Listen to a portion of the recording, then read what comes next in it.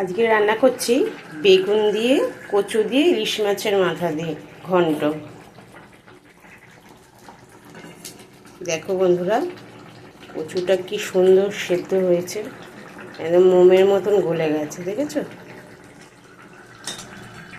এই কচু দিয়ে, বেগুন দিয়ে ইলিশ মাছের রান্নাটা কে কে ভালোবাসো আমাকে কমেন্ট করে জানিও।